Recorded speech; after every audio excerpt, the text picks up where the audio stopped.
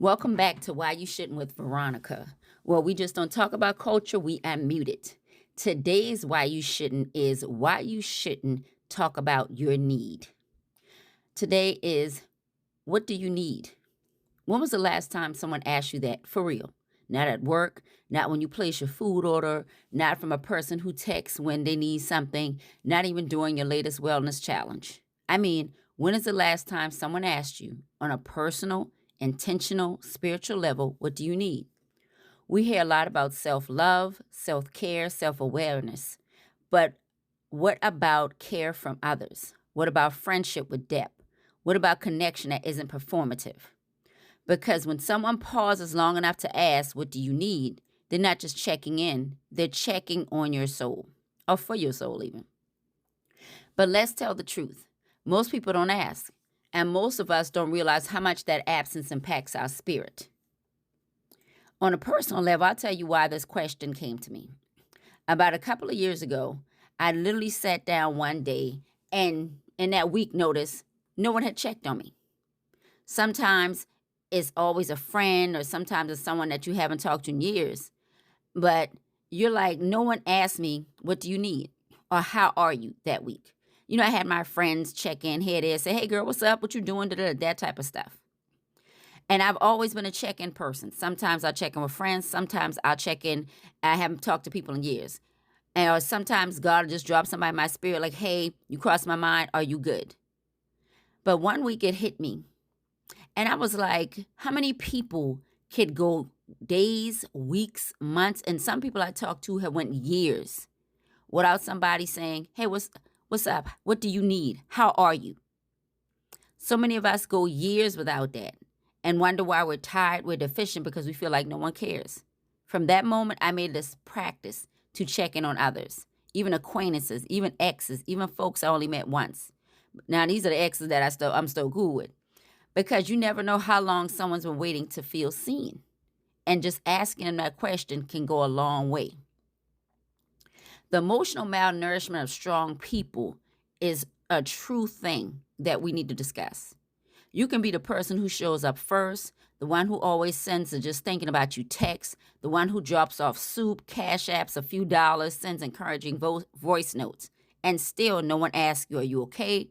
How's your spirit? What do you need? Not to fix anything, but to feel held. You ever want that type of hug where you feel like it's just holding you together because you don't know if you're falling apart or not? If you've been strong your whole life, you probably grown used to being well, everyone draws from, even when you're dry. Because the world loves what you produce, your kindness, your advice, your work ethic, but rarely considers what it costs you to give all that.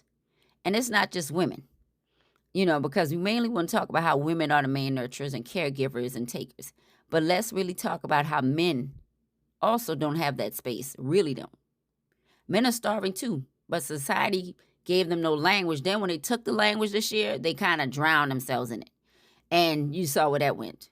But men have never had a real conversation about their emotional needs. They're asked to perform, provide, and protect, but rarely invite to be soft, unsure, or vulnerable. And most men, what do you need emotionally? And you might get a pause or a deflection or a joke, because what they want is, I want somebody to hug me and I mean it. I want a woman who'll let me rest without thinking I'm lazy. I want a friend who won't roast me for saying I'm tired. But society trained them to not say it. So instead, they'll scroll, they meme, they ghost, they hustle, they act unbothered when really they're feeling unworthy of being tended to. But men need someone to ask too, bro, what do you need? Not just at your lowest, but on a random Tuesday, because silence is strength and starvation is a disguise.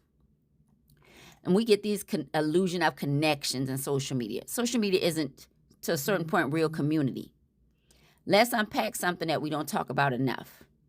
Social media gives the illusion of relationship. You follow someone, they like post, laugh at their stories, send them a few memes, exchange a LOL, or you silly every now and then. And you start to believe you're close, that you're building something. But that's not intimacy, that's interaction. And interaction without intention is empty. You don't know if they're okay. They don't know what they're carrying.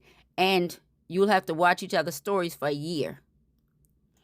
Listening tagging someone in a funny video is cute, but it doesn't replace real emotional investment. That's how you could look up and say, oh, I didn't know they were sick. Oh, I didn't know they were stressed. I didn't know that could happen when something catastrophic is posted on their page about them.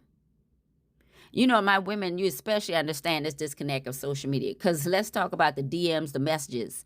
Let's speak of how loud I'll be like, good morning, beautiful. You on my mind. What are you doing today? And unfortunately, sometimes unsolicited anatomy pictures, and you always know we going to get a meat pic before you get a, how are you really doing? And some of these people have been in your DMs for weeks, months, some years, and have never come up off of that 2D screen, have never really invited a cup of coffee, have never really said, hey, how can I make your day better? When they might see something or just ask, cash app you a lunch. You know what I'm saying? Men and women, do something to each other to make each other feel better. But they never ask you in those DMs, how is your heart today? What do you need from a man other than a compliment? Can I do something to make your life feel lighter? And I'm talking not the dudes who just say, hey, automatically. I'm talking about the ones, like I said, y'all have been talking to for weeks or months or years in your DMs. We live in a culture of performance-based connection. Men want access to your body, but not your burdens. People want your time, your laughs, your light, but don't want to sit with your pain. You end up with inboxes full of conversations, but no connections. You got people flirting, but not showing up. You got people FaceTiming you at night, but not calling when they know you're grieving. You got people who check in, but not check deep. And here's the thing. Love that doesn't ask what you need isn't love, it's attention. And attention fades, but care stays. When you remember that Justin Bieber song, What Do You Mean? Justin was on to something. The line in that song says, what do you mean? When you nod your head yes, but you want to say no, better make up your mind. Tell me what you mean. We've been there. We've all been there. Feeling like someone should just know. Wanting to be heard even when we don't have the words. And especially for the people that we are close to. Some of you got husband and wives who have no idea what you're going through because you're in such a disconnect, because honestly, it's probably not even love there anymore. And it may have never been. Whatever convenience, whatever you thought. Some of us have siblings, mom and dads, that have never been there. Wanting to be heard when you don't have the words. We nod, we smile, we say we're fine. But what we really want is to say, I'm tired. I'm scared. I just need someone to care. Sometimes we want someone to ask us what we need because we're too depleted to even form the sentences ourselves. And when someone finally does ask with presence, the moment can feel like God speaking directly to you from another person. And that's sometimes what God really wants us to do, I feel. You know, whatever your Buddha, Judaism, whatever you believe in, is what I feel. So when you even talk about biblical receipts for real life exhaustion, one of my scriptures is Galatians 6:2. Bear ye one another's burdens, or so fulfill the law of Christ. This isn't just about showing up when someone dies or when someone's in crisis. This is about making emotional care a daily ministry. That verse reminds us, you are called to notice when someone's carrying too much, and you are worthy of someone noticing you too. You are not here to just serve. You are also here to serve with love, or at least the minimum of care. So I want, maybe y'all can try a couple exercises. So try this, really. If you've listened this far, don't just let it sit in your spirit, act on it. Here's what I want y'all to do this week. Text one person and ask, how are you? If you're close to them, what do you need this week? No pressure, I just want to show up for you. Tell yourself daily, I am not too much. My needs are not a burden. And if you got to do that, look in the mirror so you will look into your own eyes and say that and mean that to yourself. Take the risk to name your needs. Even if no one asks, speak them aloud. God hears. And the right people will eventually listen too. And when you speak them, tell them to the person and watch their reaction, because sometimes this question or statement, speaking your needs out loud, can eliminate a whole lot of people in your life when you see you've always been speaking your needs and they have not cared. Because healing doesn't come from pretending. It comes from presence. And you deserve that kind of presence, not just from others, but also from yourself. You got to show up for you. Because if nobody else has you and nobody else sees at night when you're hurt or when you're like, damn, can somebody just care? You see it. You deserve to be fed too. You are not created to give endlessly without return. You are not a machine. You are not just a strong friend, the strong daughter, the strong wife, the strong husband, the strong whatever co-worker that's keeping somebody at their job because the job is terrible. You are human, and you deserve to be asked, what do you need? And when someone finally, don't shrink. Don't water it down. Don't say I'm good when your soul is empty. Be brave enough to say, I need rest. I need softness. I need someone to carry me for a minute.